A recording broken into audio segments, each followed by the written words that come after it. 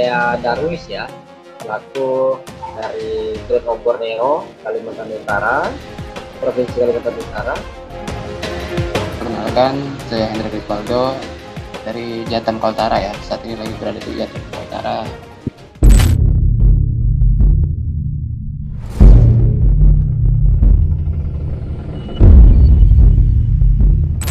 Nah, terkait dengan pemilu memilukan, yaitu kita anggap bahwa ini pemilu, ajang pemilu di tahun 2024 adalah sangat memilukan sebetulnya. Mengapa demikian? Karena kita lihat berdasarkan fakta itu menunjukkan bahwa saat ini di Kalimantan Utara arah pertambangan, kemudian itu bahkan sudah merampas ruang lingkup hidup masyarakat gitu. Lalu kemudian sumber-sumber penghidupan masyarakat juga demikian. Contoh yang awalnya masyarakat adat atau masyarakat lokal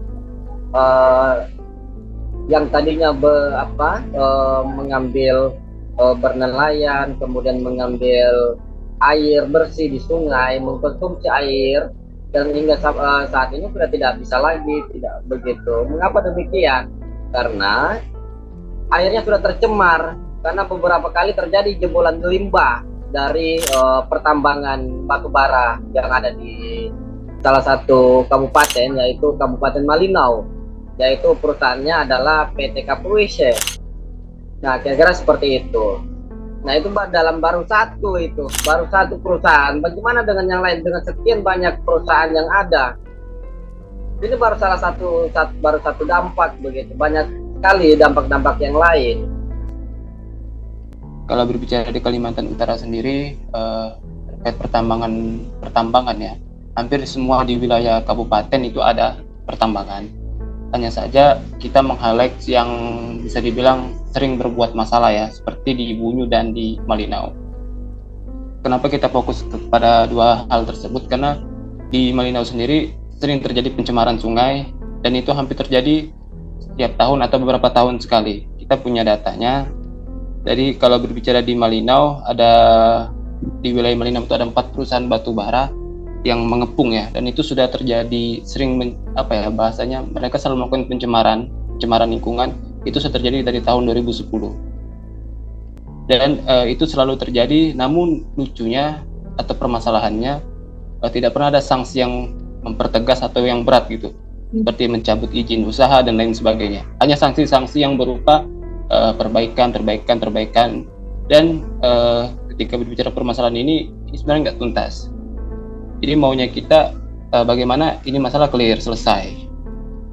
Jadi bisa dibilang ketika nanti ada pencemaran ke depannya lagi, otomatis ya paling sanksinya kita sudah bisa tebak ya. Sanksinya hanya berupa ya perbaikan tanggul atau perbaikan rumah warga yang rusak akibat dampaknya. Nah, ini kan bukan mengatasi sebenarnya, hanya mengobati kali, mungkin seperti itu. Dan kalau untuk di Bunyu juga, Bunyu ini pulau kecil yang bisa dibilang harusnya tidak bisa ditambang, tapi di sana ada beberapa perusahaan tambang batu bara, dan kondisinya juga kurang lebih seperti di Malinau, di mana masyarakat di sana lahannya itu sudah tidak bisa ditanami, tidak bisa ditanam lagi ya Kak, karena yaitu perusahaan membuang limbah ke wilayah atau lahan mereka.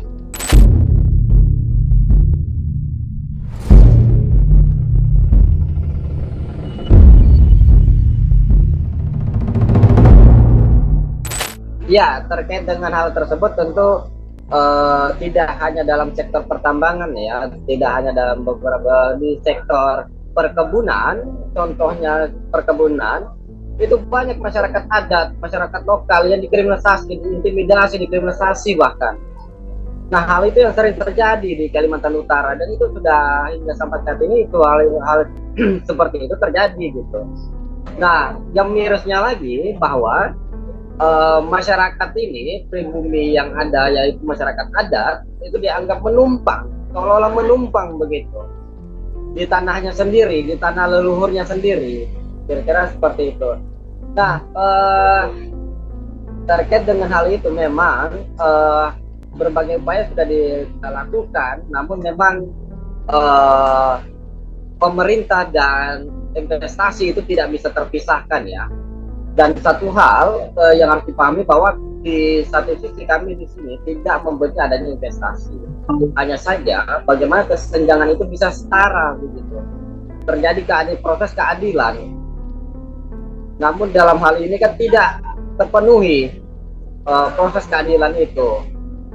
Bahkan yang ada pemerintah ke investasi ya sudah melakukan berdasarkan apa yang mendapatkan izin dari pemerintah tadi, membabat habis, mau ada pemukiman, mau ada masyarakat di dalamnya, dia tidak ada urusan. Bahwa sebetulnya keterpihakan pemerintah itu mengarah ke investasi, mengarah kepada proses kehancuran lingkungan, bukan untuk mengarah kepada masyarakat adat atau masyarakat lokal, dan tidak mengarah kepada kepada proses perubahan iklim yang diisukan di G20 ya pada saat itu. Faktanya tidak demikian, karena praktek-praktek yang mereka lakukan itu terus mengeluarkan izin, terus mengutamakan investasi untuk kehancuran untuk lingkungan sekitar, terus melakukan pembabatan. Baik, tadi saya sedikit singgung ya, di Bunyu itu ada beberapa perusahaan tambang batubara. Kalau di tahun lalu saya ingat sekali itu ada PT SPP yang melakukan pencemaran, dan kalau untuk PT Lamindo ini perusahaan yang berbeda, tapi sama-sama bergerak di bidang tambang. Jadi kemarin di tanggal 30 Januari 2024, Pak Haryono dengan 2 warga. Jadi mereka adalah orang-orang yang bisa dibilang dari tahun ke tahun itu selalu bukan melawan atau menolak perusahaan ya, tapi selalu mempertanyakan hak mereka. Karena bagaimanapun mereka ini bisa dibilang selalu mengganggu perusahaan kali ya bahasanya, karena mereka selalu menuntut haknya, di mana lahan-lahan yang luas yang akan untuk ditanam, pohon-pohon yang tumbuh atau pohon-pohon tua aja sudah nggak hidup. Jadi begitu parah ya dampak-dampak yang dialami beberapa masyarakat ini. Dan kalau untuk ditarik terkait saya katakan ini intimidasi dan mungkin bisa dikatakan juga kriminalisasi. Mungkin saya rasa ini tindakan dari perusahaan yang melaporkan masyarakat bahwa mereka dikatakan masuk ke wilayah perusahaan, padahal mereka tuh nggak masuk ke wilayah perusahaan, mereka hanya melihat lahannya ya. Jadi lokasi lahan dengan wilayah perusahaan itu hanya berjarak sekitar, kalau dari pengakuan warga sih 10-15 meter. Jadi hanya bersebelahan. Makanya ketika mereka masuk ke sana melihat lahan, mungkin dikira atau mungkin diperkirakan oleh pihak perusahaan mereka masuk dan mengganggu aktivitas pertambangan tersebut. Padahal enggak. Jadi 3 orang ini kemarin sempat dipanggil ya di Kapolsek, dan ada laporan bahwa mereka telah mengganggu aktivitas pertambangan, dan mereka dipaksa untuk menulis surat pernyataan bahwa mereka ketika mereka masuk ke wilayah perusahaan lagi, mereka akan dituntut sesuai dengan hukum yang berlaku. Padahal mereka hanya masuk ke wilayah lahannya. Nah, dan juga kalau dituntut kalau diceritakan oleh masyarakat di sana oleh Pak Haryono langsung, sebenarnya mereka masih ingin kejelasan sih Kak, ingin mempertanyakan kejelasan, karena di wilayah atau dari pihak perusahaan ini sebelumnya belum ada ganti rugi terhadap kerusakan yang terjadi di lahannya. Kemarin di tahun lalu kalau nggak salah, Pak Haryono cerita mereka sempat dikasih uang sekitar 2 jutaan ya, uang kompensasi ya katanya setiap warga, tapi kan itu nggak sesuai ya, karena lahan mereka kan sekitar luasnya kan per hektar kan satu orang bisa 1 hektar lah, kurang lebih seperti itu. Jadi masyarakat bingung nih, ini uang kompensasi apa, dan apakah ini uang pembebasan lahan atau apa. Jadi uang itu dikasih, dari pihak perusahaan kayak menganggap bahwa itu tanggung jawab mereka sudah selesai. Jadi makanya perusahaan itu selalu membuang limbah di dekat atau di wilayah tempat lahan-lahannya masyarakat. Nah makanya dari Pak Haryono dan 2 orang kawannya ini sering melihat ya, sering memantau lahan mereka ya, bahasanya seperti itu, tapi dianggap melakukan atau mengganggu aktivitas pertambangan sehingga mereka dilaporkan.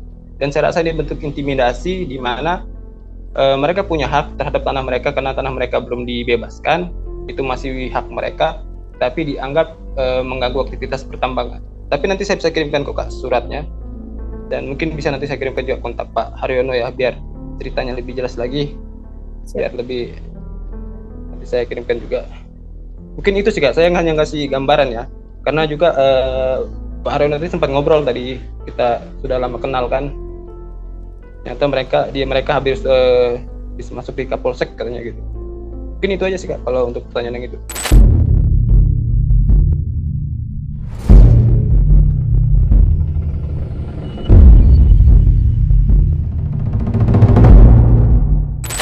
Ya baik, terima kasih.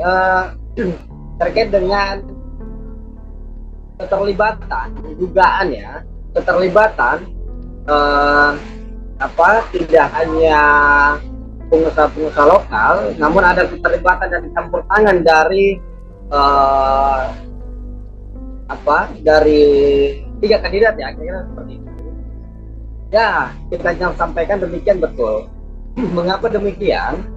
Karena sumber-sumber pendanaan ini yang disuplai untuk menuju ke atau menambah untuk pemilu kontestasi demokrasi di Indonesia. Nah, disinilah letak-letak sumber-sumber pendanaan mereka. Ada pembangunan PLTU, kemudian proyek PLTA, dan di mana masyarakat disingkirkan dalam artian bahwa dipindahkan kampungnya. Bahkan sudah ada 3 berapa desa begitu yang sudah dipindahkan kampungnya untuk terkait dengan proses PLTU PLTA ini.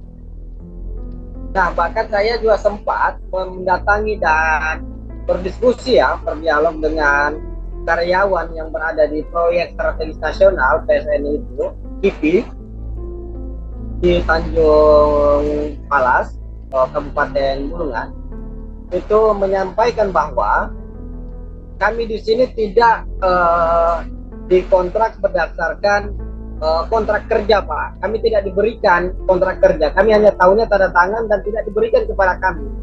Mengapa demikian? Ya karena memang itu tidak proses dan prosedurnya katanya Pak. Nah, mereka lah yang mengatur semuanya, mengatur strategi semuanya. Bahkan ada satu pembangunan pabrik kayu kertas, pabrik pulp yang berada di Kota Tarakan, itu menunjukkan bahwa besar dugaan kita pulau-pulau kecil seperti Pulau Tarakan itu sebetulnya tidak boleh dilakukan pembangunan pabrik skala besar, pabrik pulp ya skala besar. Namun faktanya hal ini terjadi begitu karena ada permainan tadi oligarki tadi. Baik, untuk berbicara oligarki, saya rasa di wilayah lain juga sama ya. Ada orang-orang besar, orang-orang oknum besar yang memiliki atau memiliki, bisa dibilang memiliki dana yang besar atau memiliki jabatan di pemerintahan. Oknum tersebut juga pasti bermain di setiap daerah. Saya mengambil contoh di wilayah Kaltara, seperti di wilayah Kipi, ada beberapa nama-nama yang setelah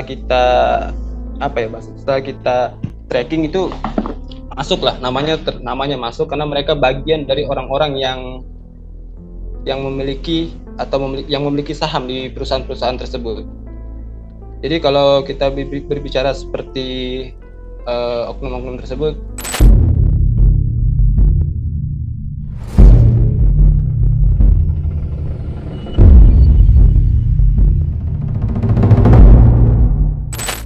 ya terkait dengan hilirisasi. Nah, pemerintah apakah sejalan dengan ke depannya, kira-kira begitu ya. Nah, terkait dengan hal itu tentu jika kita melihat berdasarkan fakta di lapangan, itu menunjukkan tidak sama sekali. Itu hanya sebagai background. Itu hanya sebagai background, namun tidak dengan terrealisasi. Saya meyakini bahwa hal itu tidak mungkin terwujudkan. Mengapa demikian? Karena di balik semua korporasi investasi yang ada itu adalah orang yang sama, mereka juga. Lalu siapa yang menyampaikan hilirisasi? Ya mereka juga. Gitu. Artinya apa? Ini untuk sebagai background untuk menunjukkan bahwa ya kami perbuat, kami lakukan ini gitu. Namun di balik ini adalah kehancuran yang mereka perbuat. Baik, terkait dengan industri hilirisasi ya, bahasa hilirisasi di Kalimantan Utara sendiri ada pembangunan IP yang dianggap nanti rendah karbon dan wilayah kawasan industri hijau ya, itu salah satu bentuk hilirisasi. Dan pembangunan PLTA, pembangkit listrik tenaga air, itu nanti rencananya dibangun di Malinau, Mentarang, dan rencana juga ada satu PLTA yang dari zaman saya, dari tahun berapa, pokoknya dari zaman saya masih SMP gitu, di wilayah PLTA Kayan itu sampai sekarang belum selesai. Jadi ada 2 proyek PSN sekarang di Kalimantan Utara, itu KIPI dan Mentarang. Jadi rencananya kalau PLTA Mentarang ini akan menjadi supply ya untuk pembangunan KIPI ke depan. Nah, kalau berbicara tentang industri hilirisasi, di mana kita menganggap bahwa ini adalah ekonomi hijau, sudah tidak ada kegunaan ekonomi fosil atau batu bara.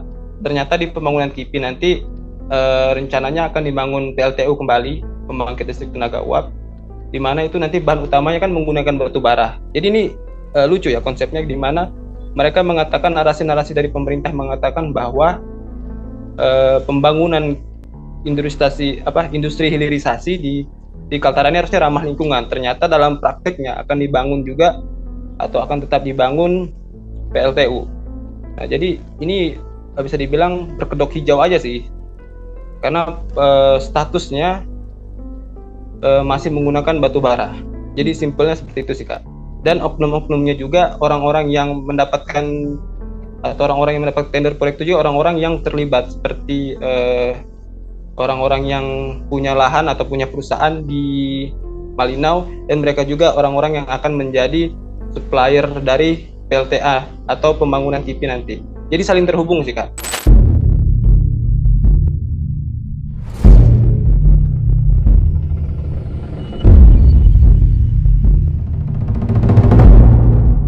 Ya baik, penjelasan saya adalah masyarakat harus pandai dan bisa menilai ya. Dan saya merasa bahwa masyarakat kita sudah cerdas ya, sudah dapat menilai mana yang baik dan mana yang buruk. Dan tentu dalam konteks demokrasi di Indonesia saat ini di tahun 2024 itu kita bisa melihat bersama bahwa proses yang dilakukan adalah proses kehancuran.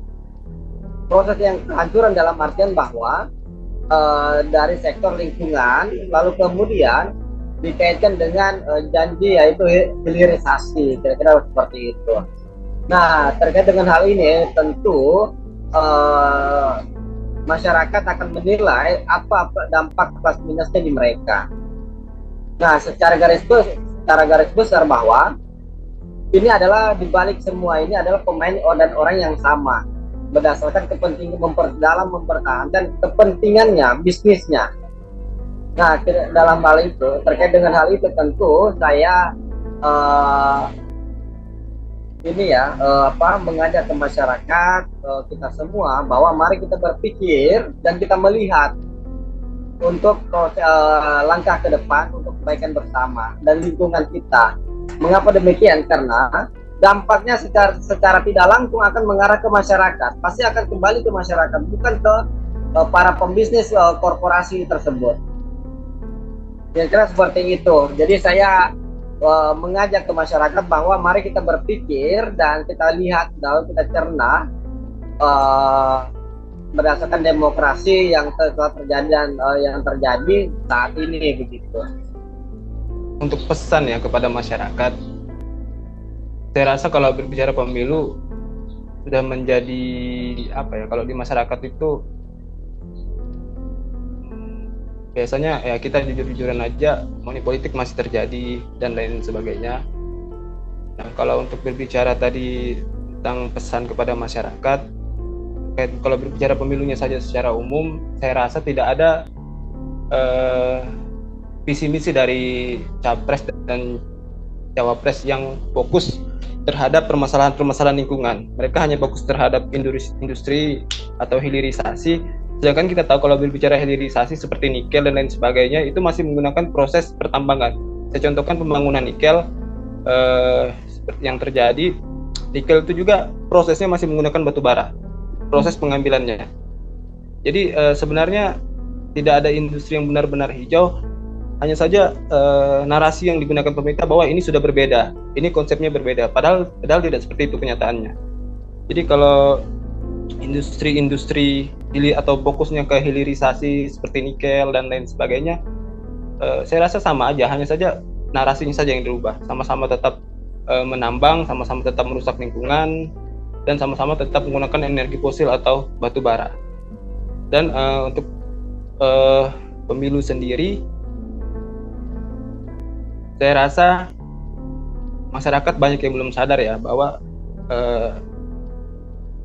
siapapun yang naik nantinya ruang atau lingkungannya bisa bilang bisa dapat dikatakan mendapatkan ancaman ya secara tidak langsung, bahwa karena semua dari capres dan cawapres memang fokus ke industri tapi tidak fokus terhadap dampak dari industri tersebut. Kita bisa melihat contoh di Sulawesi, banyak sekali tambang-tambang nikel yang terjadi, dan banyak sekali masyarakat petani lokal yang mendapatkan kerugian. Jadi kalau menurut saya berbicara pemilu ini tidak pernah ada yang tuntas ya, karena setiap capres dan cawapres itu selalu mempunyai janji politik ya, janji politik setiap pemilu. Jadi mereka hanya berjanji masalah belum selesai, nanti 5 tahun ke depan capres baru, cawapres baru punya janji baru lagi. Jadi tidak ada permasalahan yang harusnya harusnya masalah satu diselesaikan dulu, ini tidak punya janji baru dan buat masalah baru. Jadi bisa dibilang pemilu saat ini hanya menambah masalah baru dan masalah baru. Dan yang kena dampak itu tidak lain tidak bukan itu pasti masyarakat.